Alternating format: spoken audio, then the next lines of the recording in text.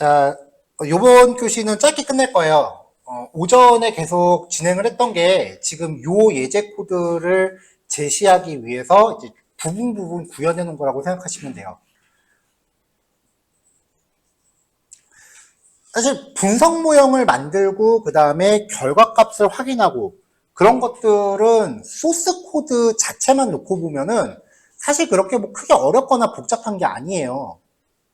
여러 번 강조하지만 그 분석 코드에 들어가는 데이터를 만드는 과정, 어떤 변수들이 이 분석 기법을 적용하는데 적절한가, 이런 것들을 판단하기 위해서 우리가 분석 모형들을 되게 다양하게 살펴보고 그 다음에 그 결과들을 비교해보고 그러는 거거든요.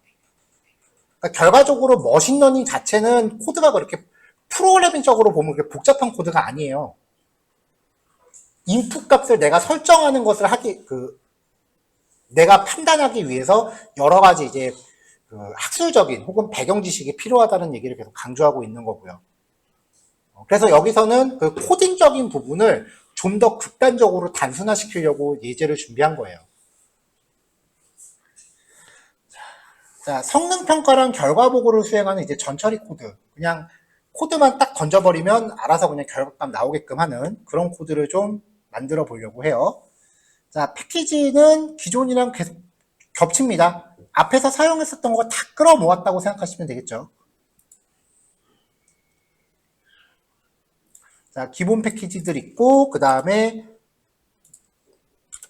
시각화를 위한 패키지들 있고, 그 다음에 판다스랑 출력용 패키지, 그리고 머신러닝에 들어가는 패키지, 그 다음에 뭐 결과 검증. 패키지 유형 비슷한 것끼리 이렇게 모아놨어요.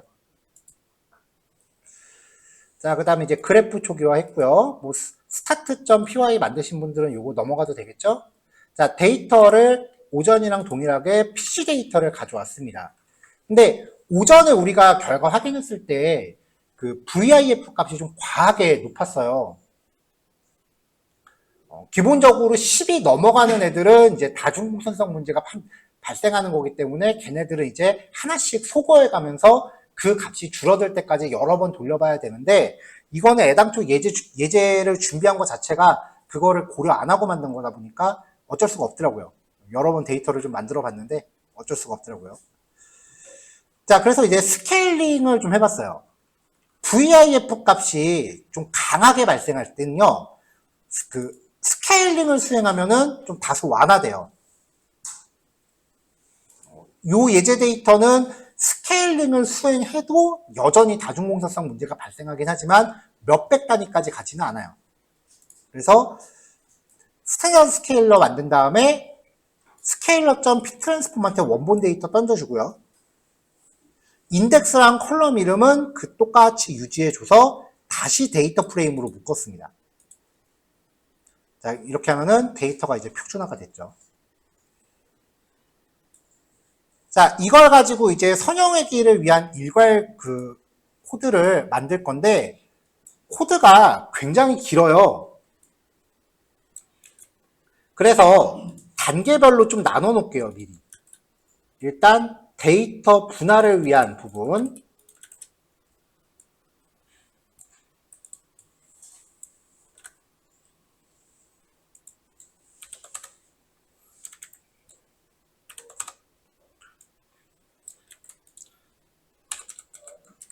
그 다음에 회귀 분석 수행하는 부분,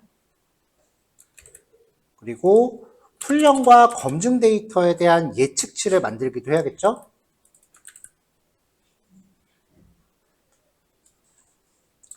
그 다음에 이제 시각화랑 성능 지표를 계산을 할 건데, 오전에 했었던 거는 훈련 데이터, 검증 데이터를 안 나눴었잖아요. 여기서 이제 나눠서 할 거예요. 그럼 이제 똑같은 코드가 두 벌이 이제 돌아다녀야 되니까 여기서 이제 리스트를 묶어서 반복문으로 최대한 일괄 처리를 해볼 겁니다.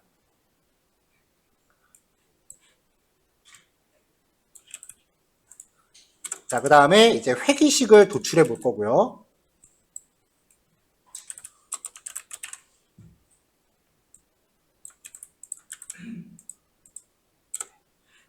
마지막으로 결과 보고를 진행을 해볼 거예요.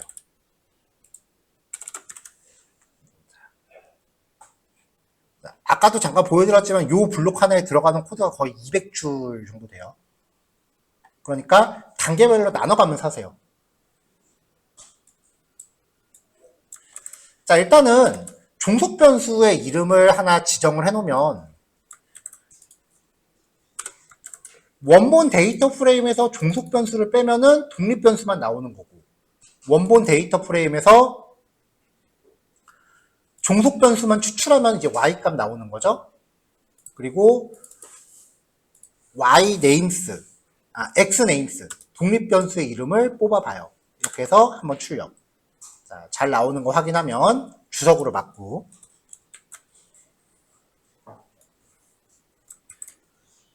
자, 이제 x하고 y를 분할을 해요.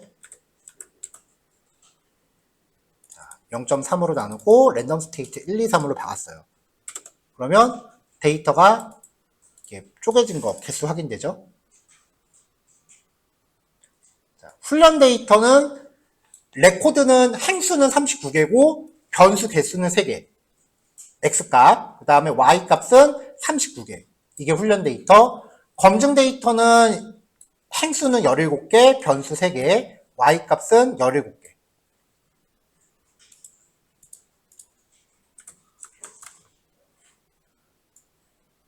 자, 이제 분석 모형 만들어요. 이 파라미터는 지금 처음 소개한 건데요.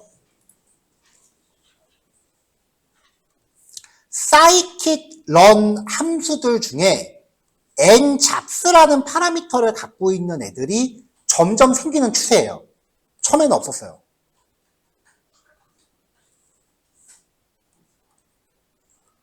이게 뭐냐면은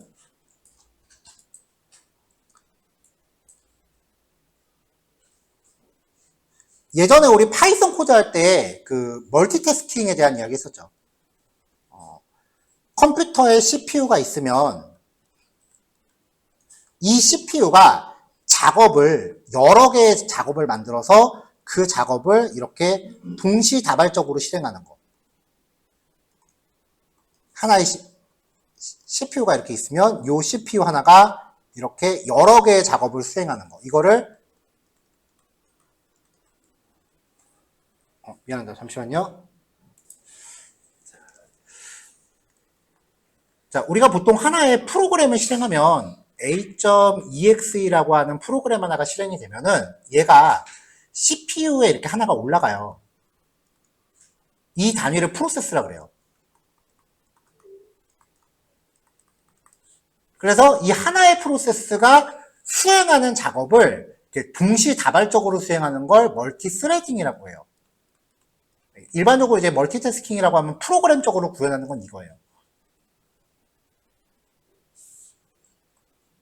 근데 scikit-learn은 이 멀티스레딩을 지원하지는 않고요. 지금 이 상태 보면 우리가 보통 컴퓨터에 장착하는 CPU가 쿼드코어잖아요. 이 쿼드코어라고 하면은 진짜로 하나의 칩 안에 물리적인 CPU가 4개 들어있다는 소리예요. 그럼 우리가 일반적으로 프로그램을 exe1 파일을 더블 클릭시키면은 여러분들 컴퓨터가 할 수 있는 일의 4분의 1 성능밖에 못 쓰는 거예요, 원래. 실행 프로그램을 하나 가동하면.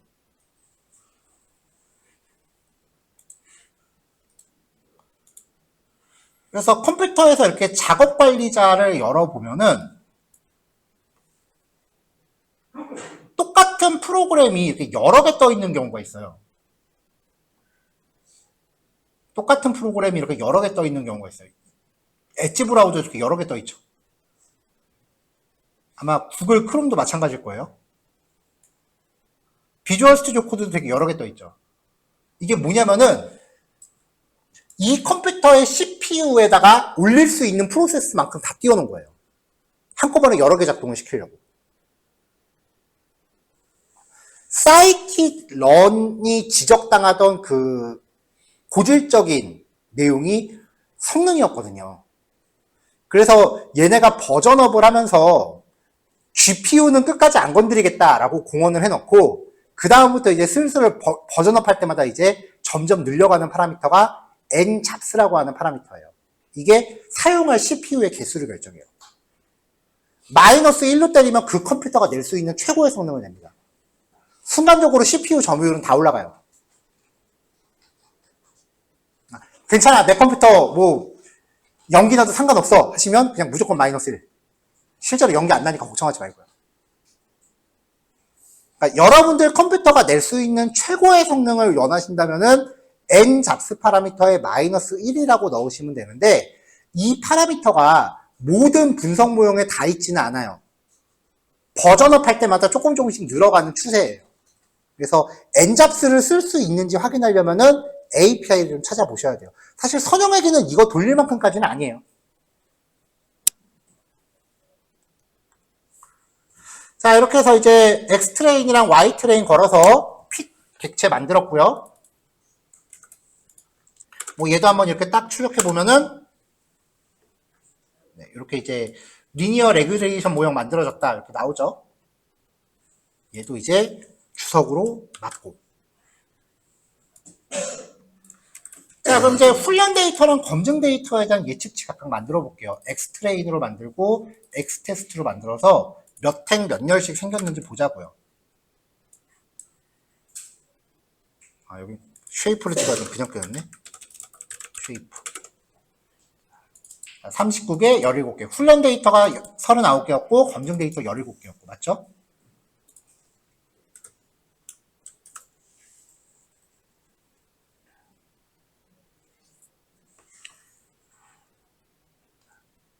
자, 이제부터 성능 지표를 계산할 건데 시각화도 할 거고요. 그러면은 훈련 데이터에 대한 시각화 코드 한 뭉탱이, 검증 데이터에 대한 시각화 코드 한 뭉탱이 그렇게 들어가야 되잖아요. 그래서 아까 오전에 코드했던 거 만들어 놓고 이거 주석으로 하나씩 막아가면서 했었죠.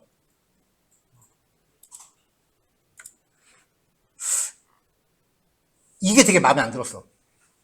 그래서 어떻게든 이거를 좀 한 번에 처리하려고 훈련 데이터랑 검증 데이터 하나로 묶었어요. 2차 리스트로. X트레인, Y트레인, 예측치. X테스트, Y테스트, 예측치. 이렇게 해서 얘를 크게 묶으면 이 타겟에 대해서 반복하면은 요만큼이 0번째, 이만큼이 1번째잖아요. 그래서 각각 이제 성능 지표를 만들 거고요. 이 성능 지표를 하나의 리스트에 담겠습니다. 자, 이제 시각화 할 거니까 훈련 결과 시각화라고 일단 하나 출력을 해놓고요.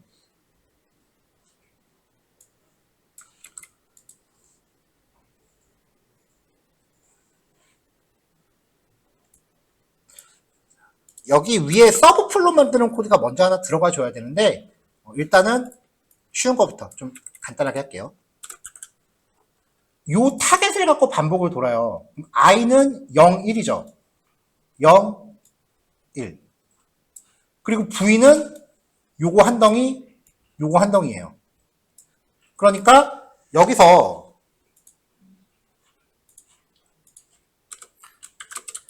v의 0번째는 x가 되는 거고 v의 1번째는 y가 되는 거고 v의 2번째는 예측치 값이 되는 거죠.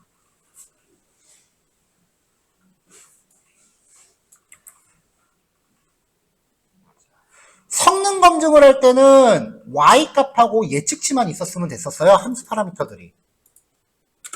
그래서 리절트에 v1번째랑 v2번째, 1번째, 2번째, 1번째, 2번째 이렇게 해서 리절트를 만든 다음에 얘를 미리 준비한 요 리절트 데이터는 리스트에 때려 박았어요.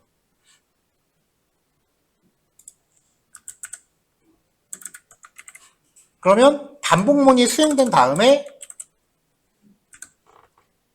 데이터 프레임으로 묶고 인덱스만 걸어서 출력하는 코드를 만들어주면 요만큼으로 출력하고 프린트한 다음에 줄바꿈 2개 넣어줬습니다. 이러면 이제 한 코드로 반복 돌면서 알아서 이렇게 한번 나오겠죠. 근데 이거를 반복 돌리고 나니까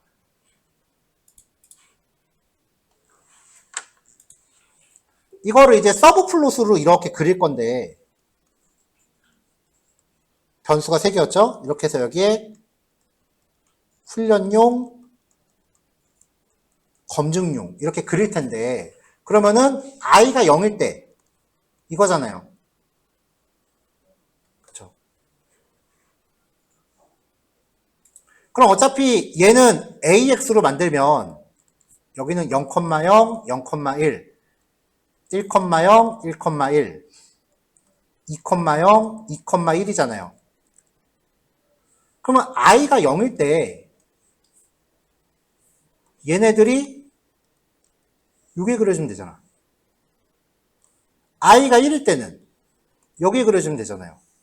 그러니까 이 반복문 만들어 놓은 게 아까워서 서브 플롯을 여기에 같이 묶었어요.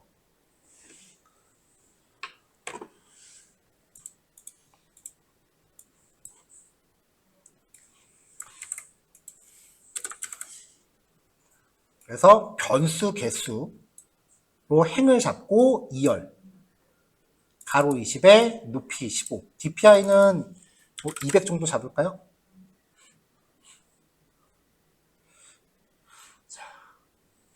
자, 그럼 이제 i가 0이라고 하는 거. 그러니까 지금 여기서 이 i 값이 서브 플롯에서 행의 개수가 아니라 지금 열의 개수로 쓴 거예요. i가 0이라는 건 여기예요, 여기. 그러면 여기서 행의 개수를 의미하는 거에 대해서 안에서 반복문을 하나 더 돌릴 건데 그거는 이 변수 개수만큼 돌리면 되잖아요.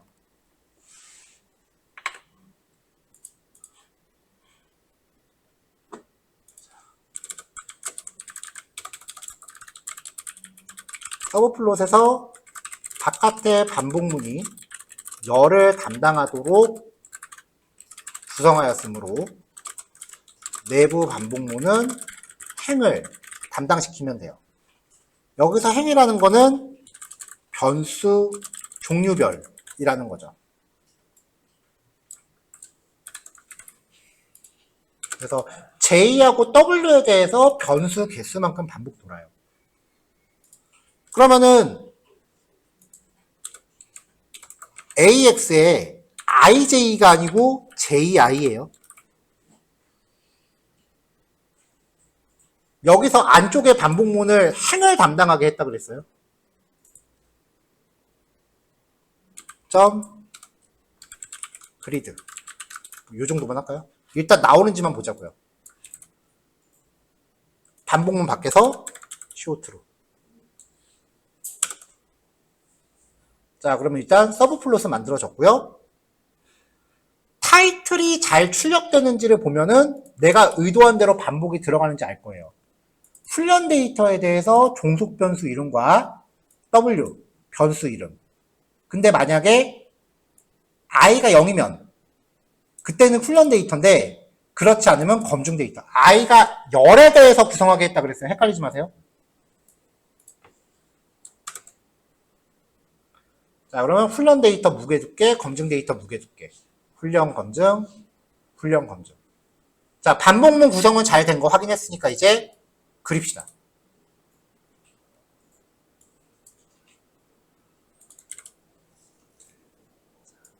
자, 0번째, V의 0번째. 요거 한 줄이 V라 그랬죠? 0번째, X트레인. 그 X트레인에서 W는 변수 이름이에요. 그리고 관측치. 그래프 지정해주고요.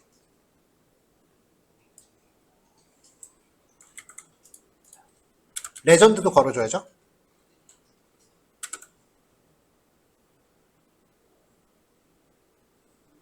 자, 그러면 그래프 나오고 성능지표 출력됐고요.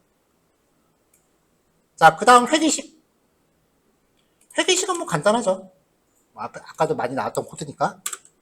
그러면은 밑에 회계식 구출됐고요. 자, 결과 보고. 결과 보고도 요 타겟으로 반복 돌릴 거예요. 그래서 요거에 대해서 한번 하고 요거에 대해서 한번 하고.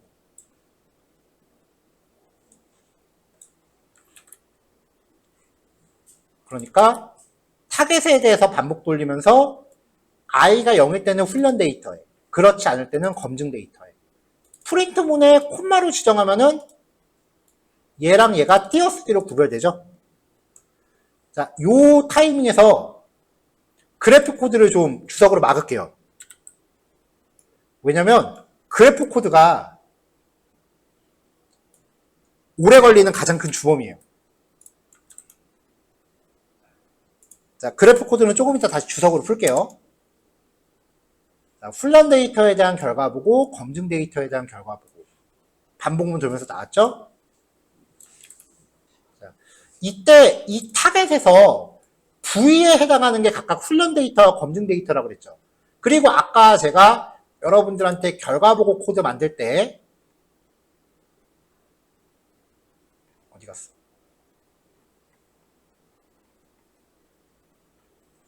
밑에 아까 결과 보고 코드 일괄 처리하는 거 만들 때 아까 오전 마지막 코드요. 여기 타겟 X랑 타겟 Y라는 변수 만들어 놓고 여기만 바꿔주면 되게끔 코드 짜라고 말씀드렸잖아요. 일단 얘를 다 갖다 넣어요. 자, X하고 Y. 이번에 타겟 X와 타겟 Y는 V에 대해서 0번째가 X, 1번째가 Y, 예측치는 2번째. 미리 준비했잖아요.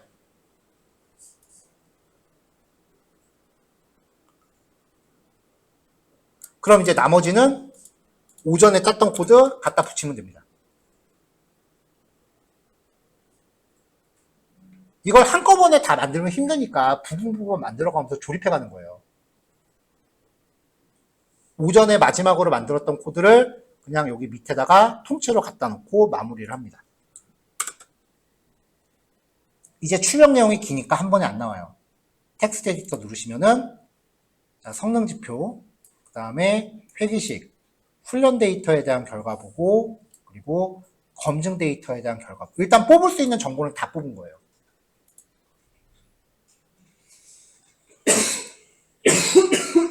자, 이제 마지막으로 아까 주석으로 막았던 시각화 코드를 다시 주석을 풉시다.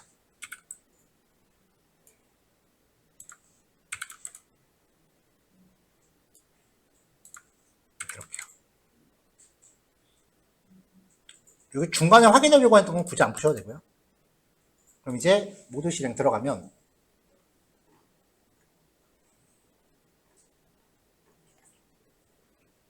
자, 시각화라고 해서 시각화 그래프 나오죠. 성능지표 회기식 결과 보고 나오는데 텍스트가 잘리니까 텍스트 부분은 이거 누르면 확인된다.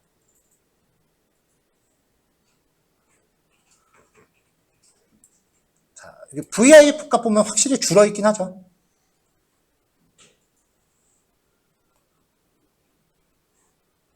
지금 이 데이터가 암만 해도 이게 안 맞춰지는 이유가 이 예제 데이터가 원래 그 선형회귀용으로 나온 게 아니에요. 다항회귀용으로 나온 거예요. 그래서 그래요. 그러니까 2차 방정식용으로 맞춰서 나온 거라서 이걸 다항회귀로 바꾸면 없어질 거예요.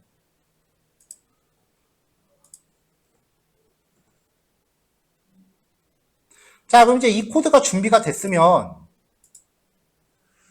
일괄 처리 코드가 만들어졌으면 이걸 그대로 얹어서 테스트를 해봐야 될 거 아니에요.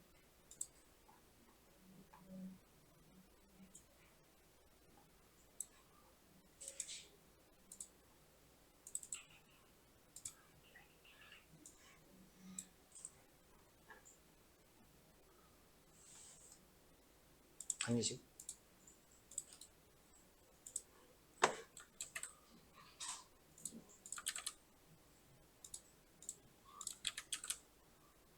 자, 6번 예제가 완성이 되면 6번 예제를 그대로 하나 복사해서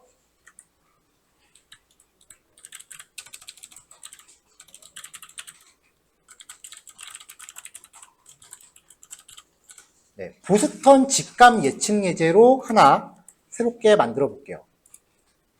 데이터만 바꿔볼 거예요.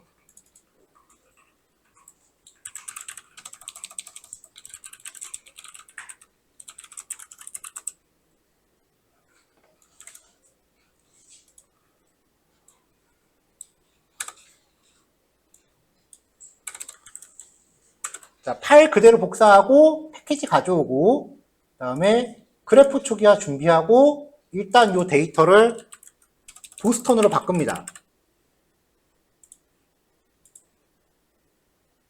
자, 그럼 데이터가 이렇게 쭉 들어오는데 지난주에 우리가 실습했던 데이터하고 하나 변경이 생긴 게요. 기존에는 여기 14번으로 집값이 그 3,000달러를 넘어서는지 그렇지 않은지 그거에 대한 그 명목형 변수가 하나 더 있었는데 그게 원형 데이터에 보니까 그게 없더라고요. 원래 원본 데이터에. 다른 데서 받아오면서 그게 누군가 집어 넣은 건지 아니면 제가 뭐 다른 거 테스트하면서 넣은 건지는 기억이 잘 안 나는데 사이클론에 내장되어 있는 원형 데이터는 여기까지더라고요. 그래서 원형에 맞춰놨고요.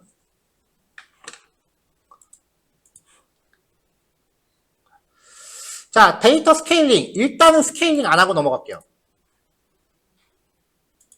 지금 보스턴 데이터 지금 이 코드 돌리는 건 처음이니까. 그럼 여기 오리진으로 세팅하고 그 다음에 종속 변수 이름만 세팅을 했을 때 이 코드가 무사히 잘 도는지를 보는 게 최종 목적이에요. 그러니까 잡다한 내용을 이렇게 일괄 처리해놔야 여기에 계속 새로운 내용을 얹죠. 자, 했을 때 자, 변수별로 이제 시각과 결과가 주르륵 나오고요.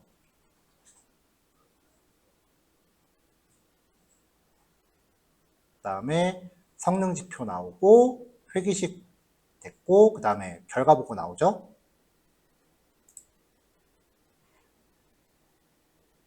자, 훈련 데이터에 대한 결과 보면은 여기도 지금 VIF 값이 10이 넘어가는 애들이 다수 있어요.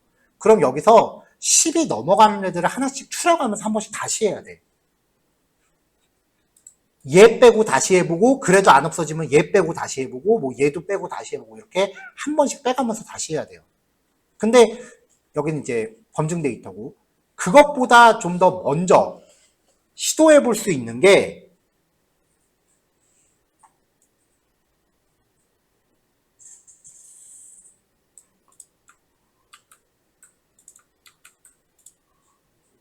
아까 말했다시피 데이터 스케일링이라고요.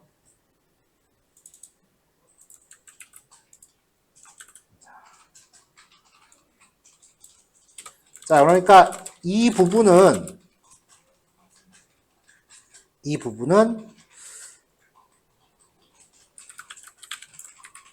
공삼을 먼저 수행하여 결과에 VF 값이 높음을 확인한 상태에서 진행하는 게 순서예요. 그냥 무조건 하는 게 아니에요. 자, 그래서 먼저 분석을 한번 해봐서 공선성이 좀 높네? 데이터 표준화가 좀 필요할 것 같다. 라고 하면 이제 이걸 가지고 스케일링을 수행을 한다고요. 이렇게.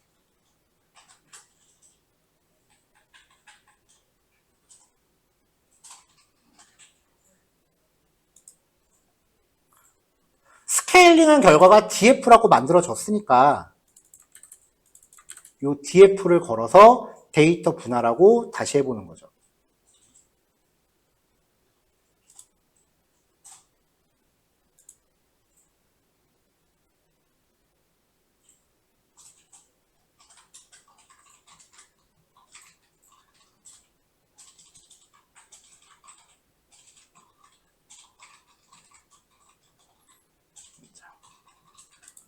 자, 그러면 결과 데이터를 봤을 때 훈련 쪽 보면 VIF 값이 10 넘는 게 없어졌죠.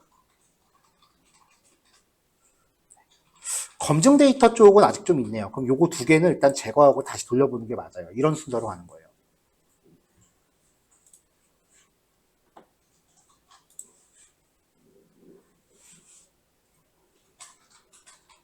자, 여기까지 코드 다 올라갔으니까요. 이제 6번, 7번 이제 완성하시면 됩니다. 자, 넘어갑시다. 충분히 쉬었죠?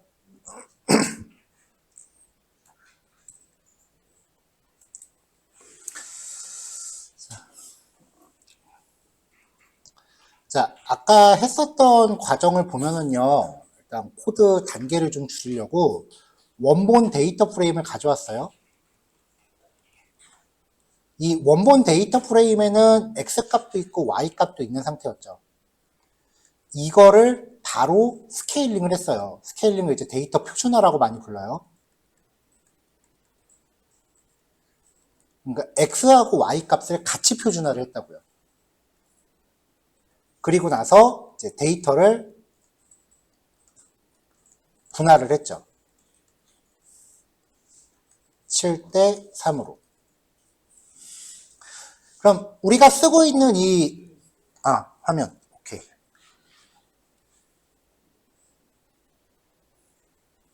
자, 우리가 쓰고 있는 이 스탠다드 스케일링은요, 데이터의 평균을 0으로 맞추고, 이제, 마이너스 1에서 1 사이의 값이 나오게끔.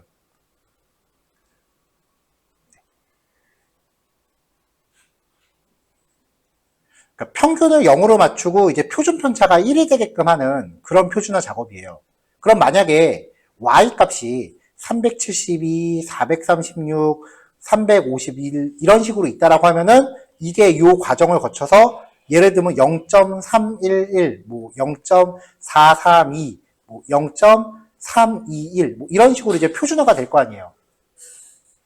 y 값도. 그러면은 이걸 통해서 얻어낸 예측값도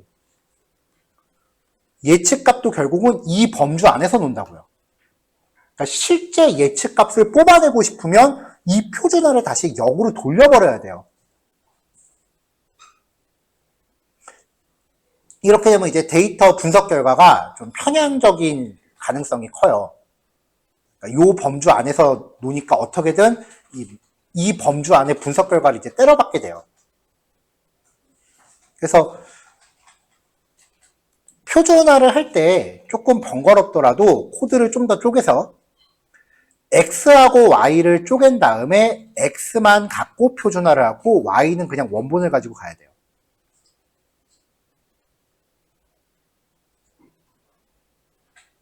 안 그러면은 나중에 예측값 얻은 거를 다시 표준화를 다시 되돌려야 되는 그런 코드가 또 들어가야 돼요. 안 그러면 정확한 예측값이 안 나오니까.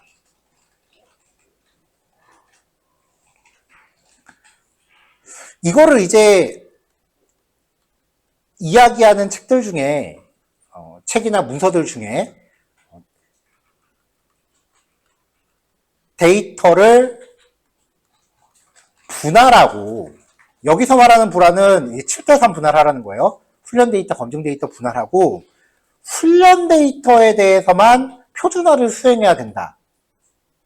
이렇게 얘기하는 문장들이 덜어 있거든요. 이 문장이 위의 내용하고 섞여서 자칫 이제 오해를 불러일으키는 경우가 많아요. 요거에 대해서 좀 얘기를 하려고 해요.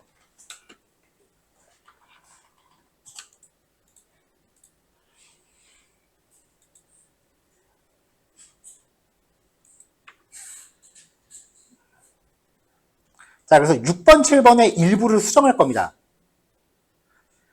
자, 데이터 전처리 쪽에서요, X하고 Y를 쪼개는 코드를 위쪽으로 끌어올리고요. 그 다음에 스케일링을 이 X 값을 가지고 해요. 스케일링을. 그러면 현재 7대3으로 쪼개기 전이니까 이 X 데이터에는 훈련 데이터랑 검증 데이터가 쪼개지기 전인 상태인 거죠. 이걸 가지고 표준화를 하면은 이제 표준화된 데이터 프레임이 나오고 그 다음에 여기서 데이터 분할을 해요. 그러니까 원래 코드는 지금 여러분들이 완성되어 있는 코드는 데이터 분할 쪽에 이렇게 돼 있어요. 여기서 XY 나누는 것만 위로 올리고 그 다음에 스케일링을 넣은 거예요. 자, 그럼 이제 아까 했었던 얘기가 무슨 얘기인지 봅시다. 아니, 강사님, 훈련 데이터랑 검증 데이터 나눈 다음에 훈련 데이터에 대해서만 해야 된다며요. 한번 해볼게요. 요 코드 잠깐 주석으로 맞고. 이게 책이나 온라인상의 문서 보면서 되게 헷갈리게 적어놓은 것 중에 하나예요. 자, 이거 여기다 놓고 X하고 Y를 갖고 훈련 데이터, 검증 데이터 나눌게요. 자, 위에부터 순서대로 실행해 봅시다. 데이터 가져오고 데이터 XY 나누고 훈련 데이터, 검증 데이터 쪼개요. 자, 쪼개졌어요. 그 다음에 훈련 데이터에 대해서만 수행해야 된다. 트레인 X에 대해서만 수행해야 된다. 자, 그럼 이렇게 해서 트레인 X, X 트레인. 아, 여기 X 인덱스, X 트레인 X, X 트레인의 컬럼. 자, 여기까지 문제 없죠? 그럼 이제 X에 대한 게 X STD DF로 바뀌었잖아요. 이걸 놓고 여기서 해보자고요. 이렇게 걸어서 어떻게 나온다 봅시다. 표준화를 게 뭐냐면은 데이터의 범위가 이만큼 퍼져 있으면 이만큼 데이터의 범위가 펴져 있으면은 뭐 이렇게 퍼져 있으면 요 범위를 요만하게 줄인다는 얘기예요. 요 범위로 제한시킨다는 얘기야. 이만큼으로. 근데 지금 훈련 데이터는 범위를 이렇게 줄였는데 검증 데이터는 범위가 그대로 있어. 그러니까 이대로 하면은 그래프 그림 벌써 다 딱 나와요.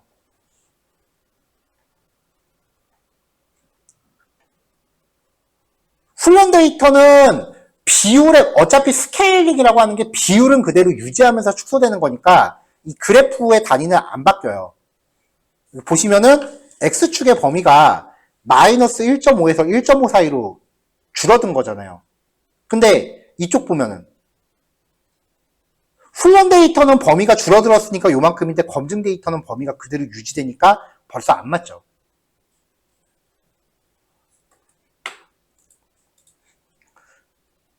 그럼 이제 책들이 얘기하는 훈련 데이터에 대해서만 표준화를 해야 된다는 거는 무슨 얘기냐? 원래 이 스케일링 코드가 전에 한번 얘기하다 지나갔었는데 X1이라고 할게요. 먼저 스케일링 학습이에요. 이 학습이라는 게 뭐냐면은 공식을 만든다라고 보시면 돼요. 스케일러.fit 하면서 X 트레인을 갖고서 공식을 만들어. 그리고 만든 공식을 적용을 하는 거야.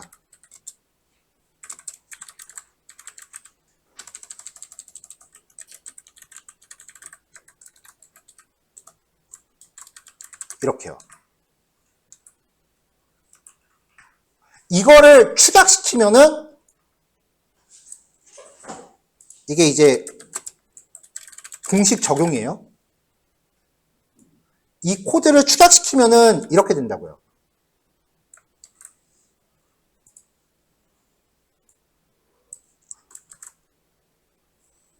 이렇게 해서 XSTD가 나오는데 검증 데이터에 대해서도 쪼갤 때 뭐 XST2라고 합시다. 스케일러 점 똑같이 피트랜스폼 이렇게 하는 거야. 이걸 그냥 표준화라고만 배워서. 그래서 X테스트 이렇게 걸어요. 그러면은 분명히 한 덩어리였던 데이터를 쪼개서 공식 만들어서 스케일링 하면은 같은 공식으로 나머지를 적용을 해야 되는데 나머지 데이터에 대해서 별도의 공식을 또 만들어 버리는 거예요. 그러니까 스케일링 차이가 완전 달라지는 거지. 그래서 데이터를 쪼개려면은 여기는 두 번째는 그냥 트랜스폼만 줘야 돼. 앞에서 만든 공식을 재사용해야 돼요. 이 말이 와전되니까 훈련 데이터에 대해서만 스케일링을 한다. 그 훈련 데이터만 갖고 공식을 만든다. 이 말이 와전돼 있어서 그래요. 그러니까 이거 헷갈리기 싫으면 그냥 쪼개기 전에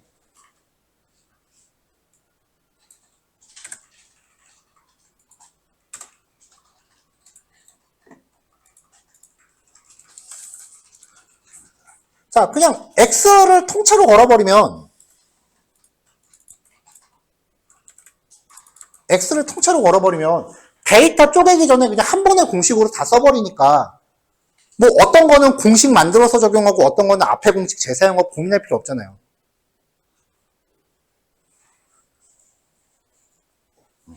그러니까 이제 스케일링하고 데이터를 쪼갤 때 어떤 순서대로 하느냐, 거기에 대해서 이제 처음에 그 셋업할 때 실수가 많이 나요.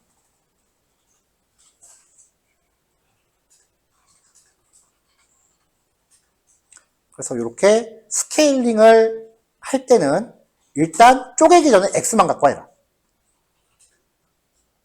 그리고 데이터 분할로 들어오면 된다. 자, 그거에 대해서 이제 얘기한 거고요. 그러면은 아까 보스턴 직감 예제 했었던 것도 같은 식으로 데이터 전처리 쪽 전개하면 되겠죠. 데이터 분할 먼저 하고 나온 X 갖다 스케일링하고 그 다음에 데이터 분할로 넘어가고 여기 데이터 프레임 세팅하는 거 요거 맞추시면 돼요.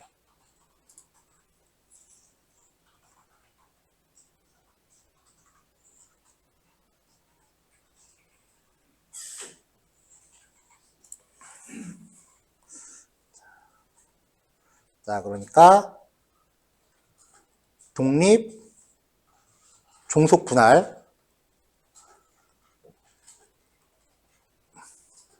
그 다음에 필요하다면 스케일링. 근데 언제 스케일링 할지 잘 모르겠어요 하시면 무조건 하셔도 상관은 없어요. 조금 좀 극단적이긴 한데 무조건 한다고 해서 뭐 큰 문제 되진 않아요. 그리고 7대3 분할, 그 다음에 학습. 요 순서대로 플로우를 맞춰 놓으시면 됩니다. 좀 이제 이해가 가요? 제가 우리 초반에 머신러닝 코드는 프로그래밍이 아니라 서술이라고 계속 얘기했던 거 좀 이해가 가세요? 절차가 정해져 있어요. 그러니까 코딩에 대해서는 크게 고민할 게 없어. 처음에 오타 없이 따라치는 거를 얼마나 한 번에 내가 실수 없이 만드느냐는 그 사람의 파이썬 코드가 좀 기반이 돼야겠지만 완성된 코드를 만들어 놓고 나면 사실 파이썬 실력 자체가 크게 그렇게 좌지우지하진 않아요.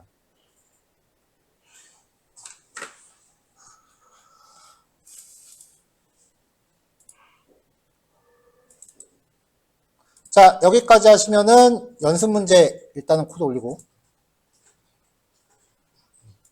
이제 회계 분석에 대해서는 잔차 분석 하나만 남겨놨어요.